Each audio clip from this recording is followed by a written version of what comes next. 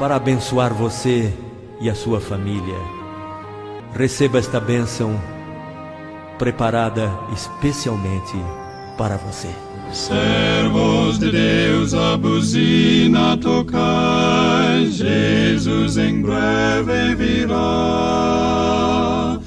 A todo mundo a mensagem levai, Jesus em breve virá. A iminente vinda do Senhor deve mover-nos à preparação para o encontro com Ele. Breve virá, Jesus em breve virá. Nos transforme, nos purifique, nos santifique, vivifique o nosso espírito, Senhor, através agora da Tua palavra. Ao ser aberta, Senhor, que o pastor Cristiel seja poderosamente usado por Ti, iluminado pelo Teu Espírito, e que essa mensagem seja eternizada nos nossos corações. É o que rogamos no nome santo de Jesus. Amém.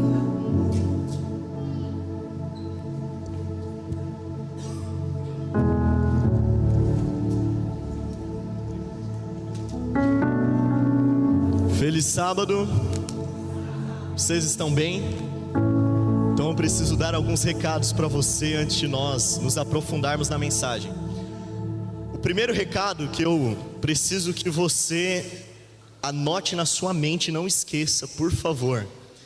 Nessa tarde nós teremos um momento muito especial. Muito obrigado, viu? Nessa tarde, às 4 da tarde, nós teremos a nossa Santa Ceia, tá bom? Então o que nós vamos ter hoje de tarde? Que horas? Olha para quem está do teu lado e fala bem assim, ó, hoje, às 4 da tarde, vai ter Santa Ceia. Nós estamos iniciando, ou vamos iniciar, no sábado que vem, uma escola de missões aqui na Igreja da Morada. Mas, meus queridos, é o seguinte, essa missão não é uma missão transcultural apenas. Nós vamos falar sobre missão transcultural. Você sair de dentro da sua casa, sair de dentro do conforto do teu lar e ir para outro país para fazer missão. Mas é a missão aqui dentro da cidade de Cuiabá. Então, eu estou te convocando para você participar desse momento especial. O QR Code já está aqui. Nós vamos deixar ele por alguns segundos aqui na tela. E depois eu estarei passando na classe dos adolescentes e na classe dos jovens também, para a gente reforçar a nossa escola de missões. Então os dois recados de hoje eram, hoje de tarde às 4 vai ter o quê? Muito bom, 10 para você. E semana que vem vai começar o quê? Escola de missões, muito bom. Beleza? Podemos ir para a nossa mensagem então? Eu quero que você abra sua Bíblia em Mateus capítulo 6, no versículo 9. Eu gostaria de falar com você nessa manhã sobre um texto da Bíblia que revolucionou a forma como nós nos relacionamos com Deus. É interessante que durante toda a história da humanidade, as pessoas se relacionavam com seus deuses de várias maneiras. A forma como você se relaciona com Deus diz muito sobre o que você conhece desse Deus. Pode passar o primeiro slide para mim? Colocar na tela o primeiro slide, passar? Porque eu quero falar um pouquinho sobre algumas religiões não bíblicas. Pode passar o primeiro slide?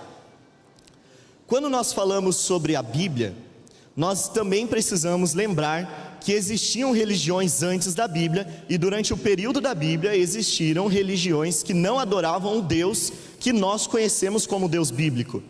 Religiões não bíblicas são chamadas de religiões pagãs, paganismo. Agora, esse nome diz muito sobre a forma como as pessoas se relacionavam com o seu Deus, ou com os seus deuses, dessa maneira. Mas a ideia aqui é o seguinte: a forma como essas pessoas se relacionavam com seus deuses envolvia a barganha, ou seja, se aquele Deus por acaso estivesse triste ou estivesse zangado, era necessário que os seus servos, as pessoas que acreditavam nesse Deus, eles oferecessem sacrifícios para que esse Deus voltasse a ficar o quê? a ficar feliz com eles. Muito obrigado. Para que esse Deus voltasse a ficar feliz com eles.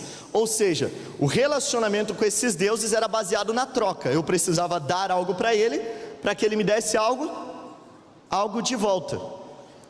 Só que existe outra forma também de se relacionar com os deuses, que era através do politeísmo. Politeísmo significa o quê?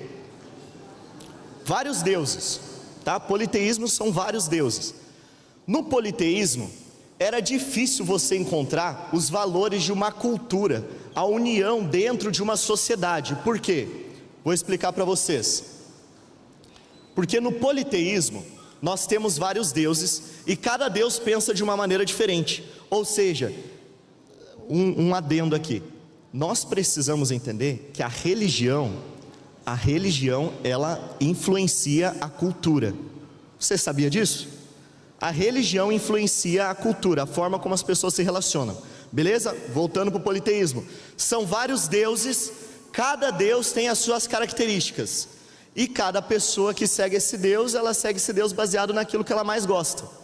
É difícil encontrar valores da cultura dentro de uma sociedade politeísta. Pastor, eu não estou entendendo nada, eu vou te explicar. Vamos dividir a igreja em dois grupos, o lado direito e o lado esquerdo. Desse lado aqui são pessoas que adoram um Deus. Isso não é para você adorar deuses, tá? É só um exemplo. São pessoas que adoram um Deus que gosta de animais. Então todos vocês adoram um Deus que gosta de animais. Desse lado aqui, o lado direito, vocês adoram, o meu lado direito no caso, vocês adoram um Deus que não gosta de animais. Mas todo mundo está convivendo está congregando na mesma igreja, vive na mesma sociedade. Porque quando você tem vários deuses, você tem várias ideias. E várias ideias que entram em atrito em algum momento. Só que o nosso Deus, o Deus da Bíblia, é o Deus que ele diz assim: eu sou um todo. Quando eu olho para a sociedade, Deus fala assim: eu uno todos vocês. Ou seja, um único Deus significa um único padrão, uma única maneira de pensar. Fez sentido para vocês? Numa sociedade com vários deuses, as pessoas pensam de formas diferentes e acaba gerando atritos dentro da sociedade. Mas uma sociedade que tem um único Deus, ela tem apenas um único padrão, e agora você consegue encontrar os valores da cultura dentro dessa sociedade. Por que eu estou falando isso? Porque a gente tem um texto da Bíblia, e esse texto, ele é espetacular. Porque até então, a forma de se relacionar com Deus era chamar Deus de Rei, era chamar Deus de Senhor. E daí Jesus vem e olha o que ele fala em Mateus capítulo 6, 9. Portanto vós orareis assim: Pai nosso que estás nos céus, santificado seja o teu nome. Deus é chamado de quê aqui? Deus é chamado de Pai. No Antigo Testamento não era muito comum chamar Deus de Pai. Você tem poucos versos que de forma indireta chamam Deus de Pai. Mas aqui Jesus, ele está escancarando as portas e ele está dizendo o seguinte: quando você for conversar com Deus, quando você for se relacionar com Deus, você precisa chamar Deus de quê? De Pai. Por que será que Jesus faz isso? Se você tivesse que ir à presença de um rei, como você iria? Como você se comportaria na frente desse rei? Eu me preocupo muito mais com quem eu sou do que com quem o rei é. Quando eu vou à presença, por exemplo, de um senhor ou de um mestre, é a mesma situação. Agora, gente, quando eu chego na casa do meu pai, eu me sinto à vontade. Quando eu estou na presença do meu pai, eu consigo ser quem eu sou de verdade. Eu abro a geladeira, eu pego o que eu quiser dentro da geladeira. Por quê? Porque o que está na geladeira do meu pai e é meu também. O que eu estou dizendo para você não é para você desrespeitar a casa de Deus. Mas o que eu estou querendo que você entenda é que a forma como nós nos relacionamos com o rei, com o senhor, com o mestre, é totalmente diferente da forma como você se relaciona com o seu pai. Porque na frente do nosso pai as máscaras caem e nós conseguimos ser quem realmente somos. Quando eu olho para o Antigo Testamento, talvez tenha um versículo que chega perto de chamar Deus de Pai. Davi, quando estava junto com as suas ovelhas, ele escreve um salmo, e esse salmo diz assim: o Senhor é meu pastor. E eu acho interessante Deus ser chamado de pastor, porque o relacionamento de um pastor com as suas ovelhas ia além do corte, ia além da venda. O pastor dava o quê? Dava a vida pelas ovelhas. Era tudo o que ele tinha, era a coisa mais importante da vida dele. Davi não lutou com um leão para salvar suas ovelhas? Lutou ou não lutou? Vamos ler a Bíblia, povo. Davi lutou com um leão. Davi lutou contra um urso para salvar as ovelhas dele? Lutou ou não lutou? Lutou também. Davi disse assim: eu deixo a minha vida de lado para salvar as minhas ovelhinhas. E eu fiquei pensando, mas por que será que Davi não chama Deus de pai? Por que chama Deus de pastor? Eu tenho uma teoria na minha cabeça. Essa teoria eu aprendi com outra pessoa, mas eu vou trazer para você apenas uma teoria, tá bom? O que acontece quando Samuel vai lá ungir um novo rei? Samuel vai até Belém, ele chega em Belém e vai até a casa de quem? De Jessé. Davi, durante esse período, estava onde? Estava no campo cuidando das ovelhinhas, era isso? Beleza. Samuel chega na casa de Jessé e ele fala assim para Jessé: eu vim ungir um novo rei, e o novo rei de Israel está aqui na sua casa, Jessé, será um dos seus filhos. Davi estava onde? Estava lá cuidando das ovelhinhas. E daí eu penso que Samuel perguntou para Jessé: tu tem um filho que pode se tornar um novo rei de Israel? Jessé fala: mas assim, eu tenho um filho forte, um filho poderoso. Samuel olha para ele e diz assim: não, mas não é esse. Você tem outro filho? E ele fala assim: eu tenho um filho que é um filho muito bom, ele é um baita de um capitão. Samuel olha para Jessé e diz assim: não são esses os filhos que Deus escolheu. O que me pega muito nessa história é o seguinte: Davi estava onde, gente?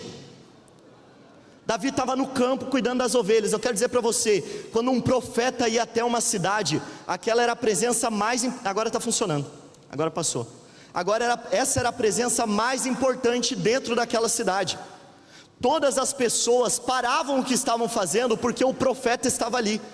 A presença do profeta significava que Deus queria dizer algo àquele povo, e todas aquelas pessoas temiam a Deus. As pessoas saíam na rua, iam andando junto com o profeta. Quando o profeta pisa na casa de Jessé, gente, esse era o momento mais importante da vida de todas as pessoas que moravam dentro daquela casa. Mas Davi estava onde?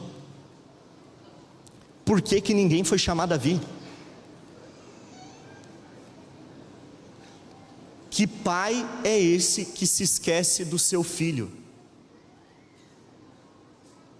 Passam todos os filhos de Jessé: não é. Daí Samuel olha para Jessé e diz assim: tá, mas tu não tem um filho aí, mais um filho? Fala assim: lembrei, tem mais um, mas esse não serve para ser rei. Esse daí é só pode passar para mim? Um pastorzinho, pastor de ovelhas. Que pai é esse que se esquece do seu filho? Olhando para toda essa cena, Davi pode ter pensado: Samuel veio à minha casa, Samuel estava em Belém e ninguém foi me chamar. Imagina se um dos irmãos de Davi fosse ungido rei. Davi ia chegar em casa talvez no fim do dia, e só naquele momento ele iria descobrir que um dos seus irmãos havia sido ungido rei. Ele diz assim: o momento mais importante da nossa família, ninguém foi me chamar. E a pergunta é: que tipo de pai se esquece do seu filho? Olhando para toda essa situação, Davi, vendo o seu relacionamento com Deus, não conseguia enxergar Deus como pai, porque Deus nunca se esquece dos seus filhos. E ele fala bem assim: então Deus é meu pastor, porque eu nunca me esqueci das minhas ovelhas. Você percebe a ideia aqui? Deu para entender? Às vezes eu fico pensando o porquê que Deus é chamado de Pai. Só que não é apenas Pai, é Pai nosso. Eu já falei em outro sermão aqui. Deus não é Pai só das crianças, Deus não é Pai só dos adultos, só dos homens ou das mulheres. Deus é Pai nosso, Pai de todos. No politeísmo, vários deuses significavam várias casas. Por que várias casas? Vários centros de adoração. Mas vários centros de adoração não significam uma família. Quando Deus diz assim: ei, eu sou o Pai de todo mundo, é uma só casa, uma só família. É necessário que nós agora venhamos para a nossa realidade. Eu fiquei me perguntando por que Deus é chamado de Pai. Aqui não é uma questão de machismo ou feminismo, não é isso. Mas a ideia é: por que, Senhor, Tu és chamado de Pai? Se quando um pai sai de casa, quem é que segura as pontas dentro de casa? Quem? A mãe. Por que Deus não é chamado de mãe, e sim de pai? Eu pergunto para você, no dia das mães, o que a mãe ganha? Fala para mim. O que a mãe ganha? Gente, cesta, coisa mais linda, perfume. Perfumes da Jequiti, os perfumes mais caros que tem. O último dia das mães a gente fez uma cesta magnífica para minha mãe. O que pai ganha em dia dos pais? Gravata, meia, xícara. É assim ou não? Nós vivemos numa sociedade que privilegia as mães, e com razão.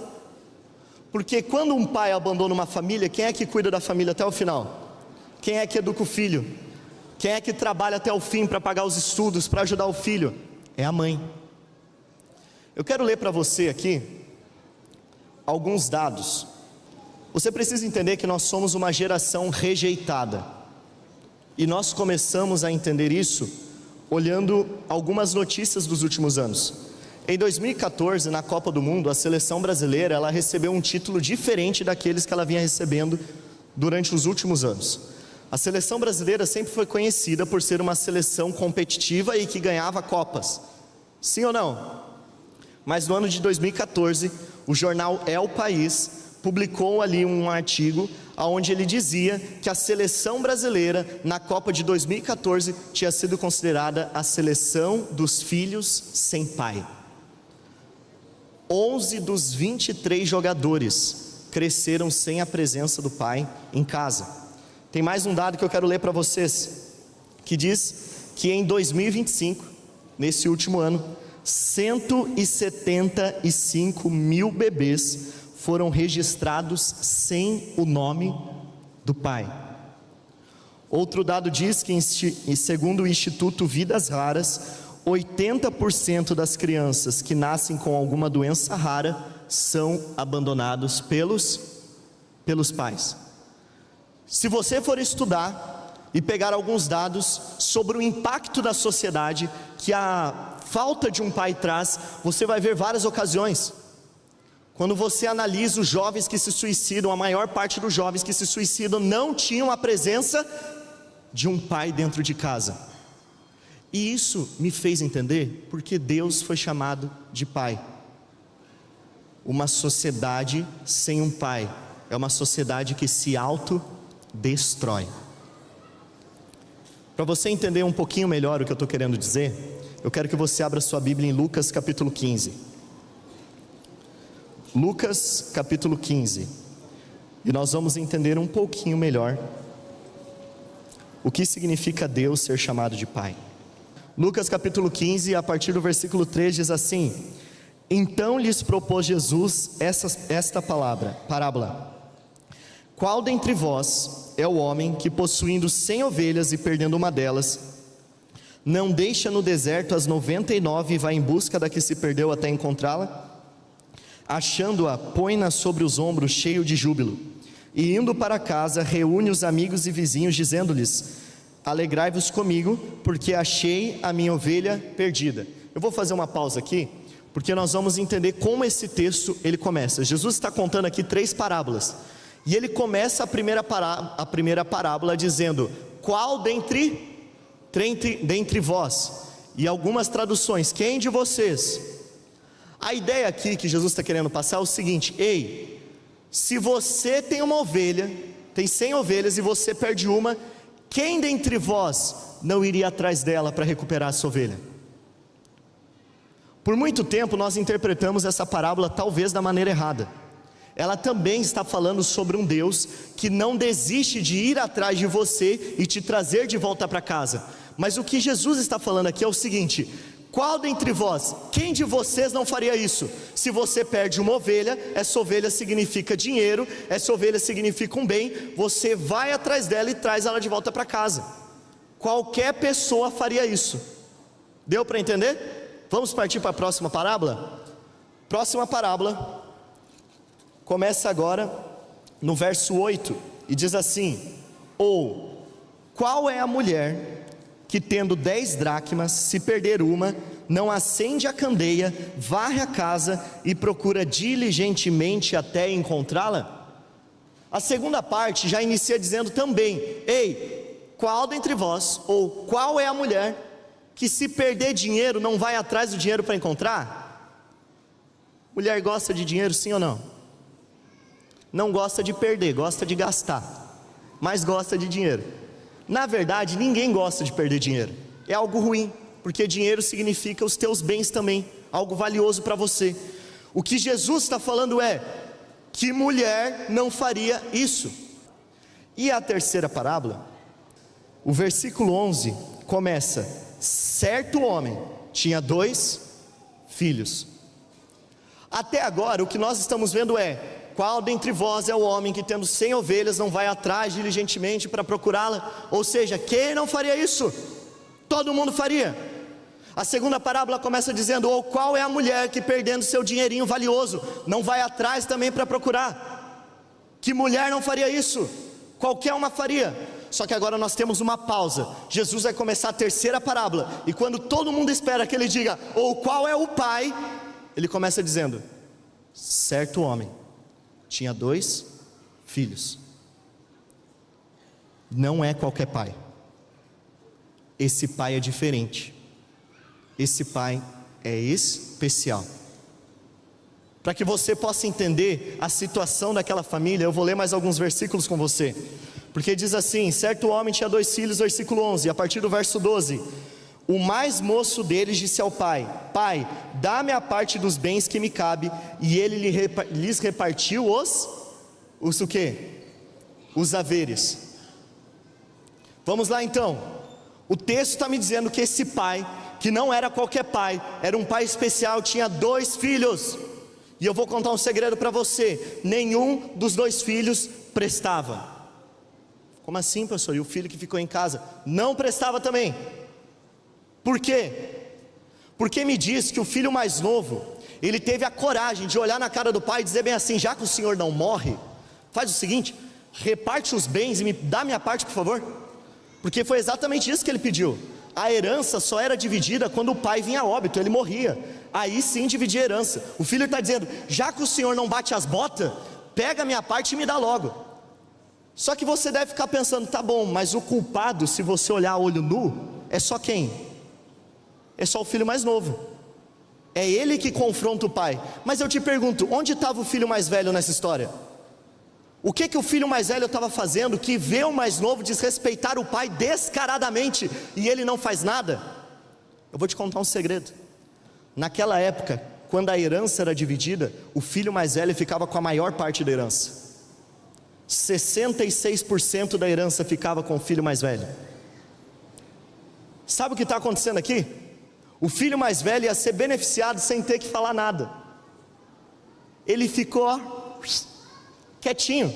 Ele disse assim: o meu irmão besta está falando mal do meu pai na cara dele, deixa que o meu irmão leva a culpa, eu vou me beneficiar, vou receber o meu din-din e vou ficar tranquilo na casa do pai, como se eu fosse o melhor filho do mundo. Esse homem especial, esse pai diferente de todo mundo, representa Deus. E esses 2 filhos somos nós. Ou seja, Deus é um pai de filhos que não prestam. Olha para quem está do seu lado. Não é para falar que ele não presta, tá? Só olha. Olha para quem está do seu lado. E fica imaginando por que essa pessoa não presta. Pastor, mas tu tá de terno, coisa mais linda na frente da igreja. Sou um homem de terno que não presta. Simples assim. A história continua. O filho mais novo sai da casa do pai. Ele quebra a cabeça lá fora. E quando você vê o filho mais novo querendo voltar, sabe o que ele faz? Gente, ele prepara todo um cenário. Ele prepara toda uma mensagem para chegar no pai e tentar barganhar com o pai. Aquele filho não conhecia o pai que ele tinha. Não era qualquer pai, era um pai diferente. E eu sei que tem gente aqui na igreja que não conhece o pai que tem. A gente ainda tenta trocar ideias com Deus. Fala bem assim: Senhor, se o Senhor fizer tal coisa por mim, eu te dou meu coração. Se o Senhor me der o carro dos sonhos, eu devolvo o meu dízimo, Deus. Se o Senhor, ó Pai, me der uma namorada, um namorado, eu vou começar a igreja, eu vou parar de ir em festa. A gente fica tentando barganhar com Deus. A gente julga o filho mais novo, mas as nossas atitudes são iguais. A Bíblia me diz que o filho prepara algumas palavras, um discurso, chega na frente do pai. O filho não consegue nem terminar o discurso.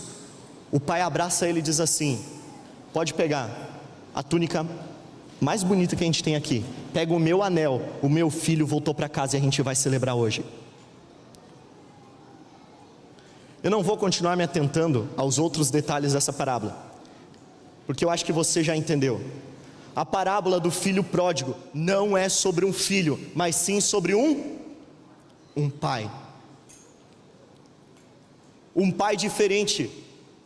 É por isso que eu digo para você, quando Jesus olha para os discípulos e os discípulos perguntam: Senhor, como que nós devemos falar com Deus? Como que eu tenho que me relacionar com Deus? Jesus olha para eles e diz assim: você vai se relacionar com Deus como você se relaciona com seu pai.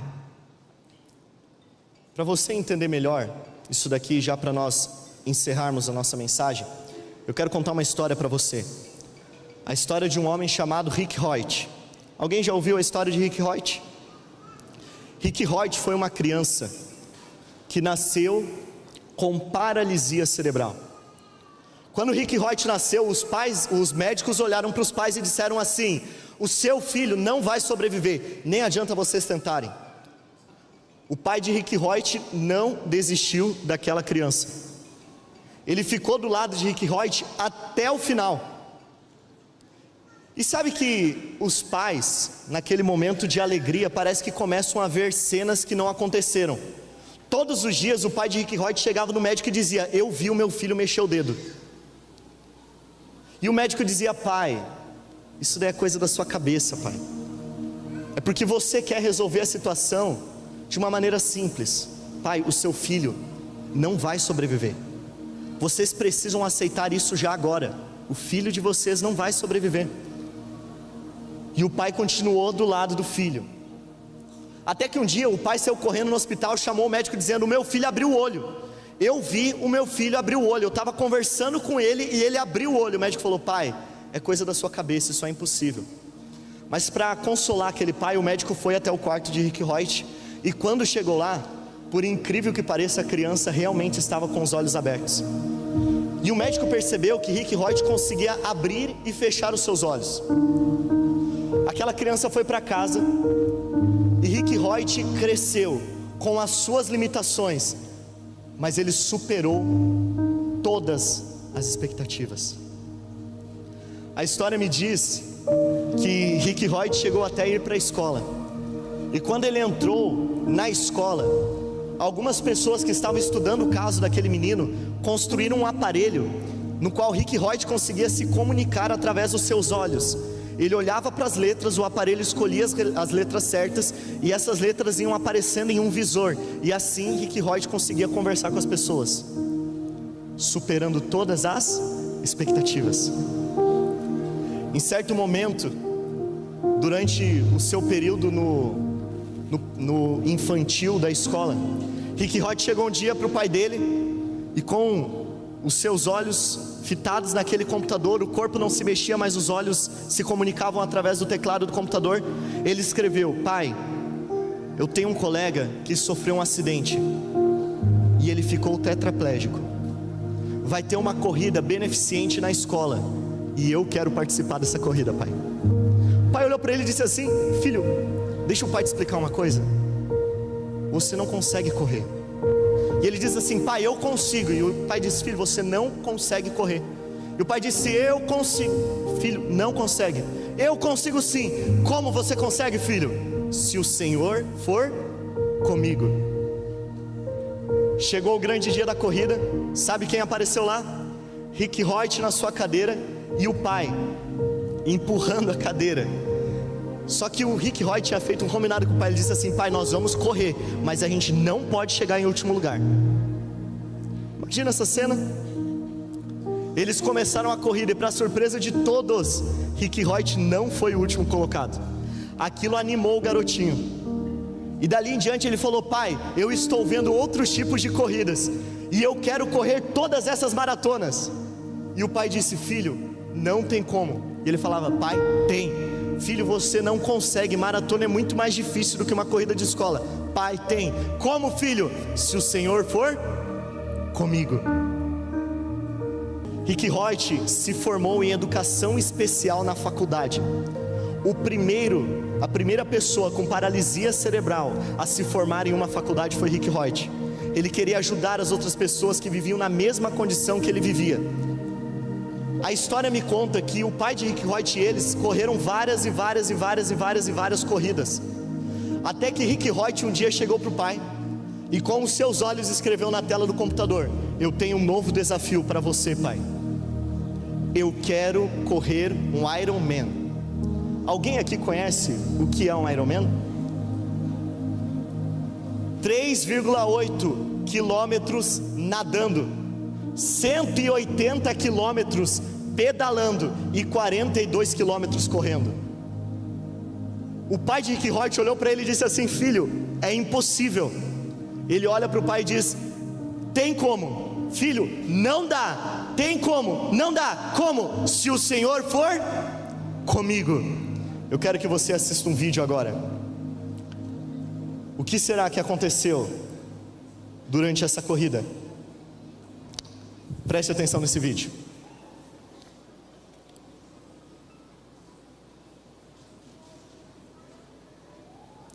Tem um som no vídeo. Esse é Rick Reutemann. Deixa eu ficar aqui do lado.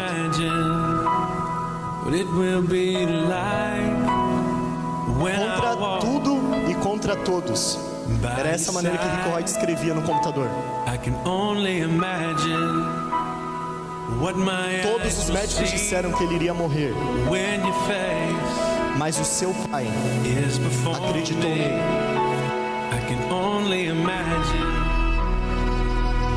Algumas cenas da infância de Rick Reutemann. E durante essa infância, você percebe que Rick Reutemann, mesmo com as suas limitações, ele tentava participar de tudo, até de natação. Ali foi um dos dias das corridas com o pai.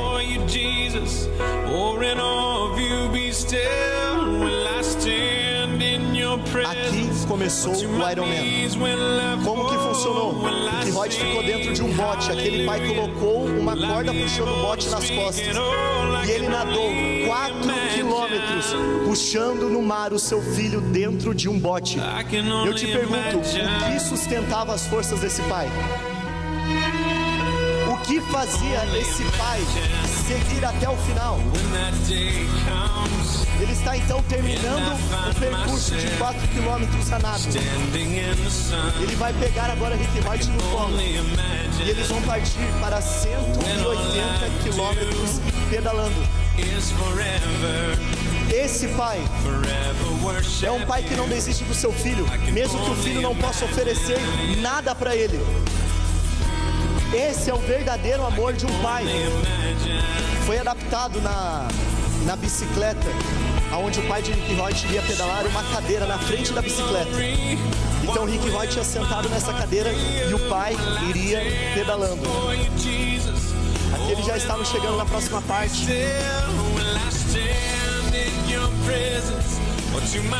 Ele coloca Rick Roy em cima da cadeira.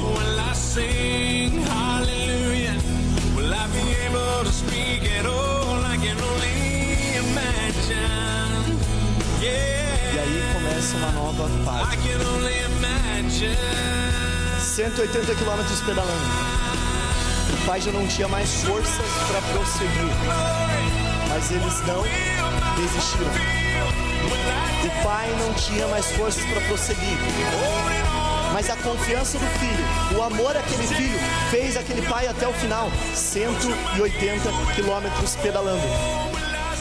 O mais lindo de tudo isso é porque os últimos 42 quilômetros de corrida, você verá nesse vídeo Rick Roy feliz. Por quê? Porque ele iria terminar a corrida. Eu pergunto para você, quem nadou, quem pedalou e quem correu por ele? Quem ia receber a medalha no final? Que pai é esse?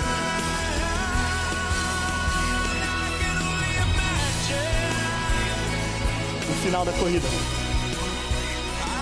Rick Roy então vence, porque o pai foi com ele. Pode tirar o vídeo. Quando eu penso em Deus ser o meu pai, eu penso na história de Rick Roy. Pastor, eu não tenho um pai como esse.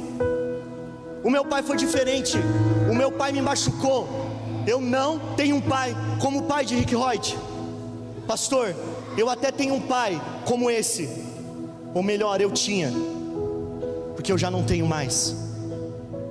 Eu quero dizer para você uma coisa: você ainda tem um pai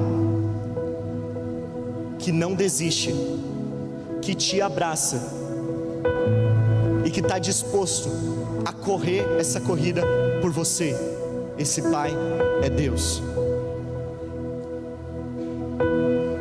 Só por uma questão de informação, Rick Roy e seu pai correram ou participaram de mais 6 Ironmans. 6. E todas as medalhas foram dadas a Rick Roy. Eu quero dizer para você nessa manhã, e quero apelar ao teu coração, que se sente um órfão espiritual. Na casa de Deus não há órfãos. Na casa do Pai não existem pessoas desamparadas. Na casa do Pai ninguém está sozinho. Você pode até não ter tido um pai como o pai de Rick Roy, mas você tem um pai que está disposto a fazer muito mais por você do que esse pai terreno fez. Você tem um pai que entregou um filho chamado Jesus Cristo para morrer no seu lugar em uma cruz. Você tem um pai que por amor a você abriu mão de poderes. Por amor a você sentiu a dor de perder um filho. Você entende o que significa esse amor? Deus é um pai de filhos que não são merecedores desse amor, mas Ele olha para nós e diz assim: filho, por causa do meu amor por você, porque eu te amo incondicionalmente, eu estou disposto a correr qualquer corrida, eu estou disposto a passar por qualquer tipo de problema com você, mas eu preciso que você me peça para que eu vá com você. O mundo diz para você que você não consegue nada. Satanás diz para você que você não é capaz, que você já perdeu, que você será destruído, que você não tem valor. Deus olha para você e diz assim: eu já paguei o preço, você foi feito à minha imagem e semelhança. Pastor, o culto tem que ser cristocêntrico. É óbvio. E eu estou aqui falando de Deus, eu estou aqui falando de Jesus, mas eu sei que nessa igreja, nessa manhã, tem pessoas que estão sofrendo no seu coração, porque se sentem órfãos. Eu não sei se você perdeu o seu pai ou se você perdeu a sua mãe. Eu só quero que você saia dessa igreja nessa manhã entendendo: existe um pai que nunca te abandonou. Por mais que você tenha ido longe demais, por mais que você tenha voltado talvez envergonhado da casa do pai, com um discurso pronto, querendo barganhar com esse pai, querendo fazer uma troca com ele, porque você não se sente merecedor de estar novamente na casa do pai. Sabe o que o pai está fazendo nesse momento? Ele está jogando o seu discurso fora. Ele está te abraçando. Ele está colocando uma túnica em você, colocando um anel no seu dedo e dizendo: vamos todos celebrar, o céu está em festa, porque o meu filho estava morto e reviveu. O meu filho estava perdido e foi achado. O meu filho, a quem eu amo tanto, ele olhou para mim e disse: se o Senhor for comigo, eu serei um vencedor. Nessa manhã, Deus está te chamando para ser um vencedor na corrida da vida. Você acha que um Ironman é difícil? Você acha que 4 km nadando são difíceis? 180 km pedalando são difíceis? 42 km correndo, depois de ter feito tudo isso, é algo difícil? Pois eu quero te dizer, muito mais difícil é a jornada até o céu. Se nós não estivermos abraçados nesse Pai, sozinho você não vai conseguir. Sozinho você vai tropeçar, tropeçar, tropeçar e tropeçar e não vai sair do chão. Sozinho você vai estar totalmente contaminado pela lama do pecado, pela comida de porcos que é o pecado. Mas o Pai olha para você e fala: eu te abraço mesmo com você contaminado. Queridos, a gente não presta atenção nisso, mas o filho não tomou um banho para abraçar o pai. O filho não se limpou primeiro, para só depois se agarrar ao pai. Sabe o que o pai fez? Na condição que você está, eu corro até você se você não consegue vir até mim. A Bíblia me diz que esse pai, que era um pai especial, que é Deus, pai de filhos que não prestam, ele vai ao encontro desse filho, porque o filho não conseguia mais chegar à casa do pai. Eu tenho uma pergunta para te fazer nessa manhã. Se o teu coração está quebrado, sentindo falta de um pai, eu quero te dizer que você não está sozinho. E existe um pai que quer tomar conta do teu coração. Existe um pai que quer morar no seu coração. Eu te pergunto, você deixa? Você permite ser adotado desse pai? Adotado não, você já é filho dele. Não há órfãos de Deus. Pastor, para que eu tome uma decisão de me chegar mais perto desse pai, eu preciso primeiro resolver o que está aqui dentro. A única pessoa que pode resolver o que está dentro do teu coração, o que está te angustiando, é Deus. Você nunca vai resolver nada lá fora para depois entrar na casa do pai. Você primeiro precisa entrar na casa dele, para então ser restaurado. O filho não tomou banho antes de abraçar o pai. O pai está te abraçando nesse momento. O pai está pegando na sua mão nesse momento. Mas eu não consigo. O pai olha para você e diz: só se eu for contigo. Você aceita que Deus vá com você nessa caminhada? Eu vou te contar um spoiler. Se você não quiser, o pai respeita, mas você não vai chegar na linha final. Você aceita que o pai vá com você nessa caminhada? Você aceita? Pastor, que coisa chata, tu fica pedindo pra gente levantar a mão. Quando nós levantamos a nossa mão, ou quando nós nos colocamos de pé, ou quando nós viemos até a frente de uma igreja, o nosso cérebro entende que nós firmamos um compromisso. O nosso cérebro entende que nós tomamos uma decisão. Você vai ouvir uma última música. E se você aceita ser cuidado e protegido por esse pai, se você aceita receber o nome desse pai, Fique de pé enquanto a música toca. Mas essa precisa ser a sua decisão.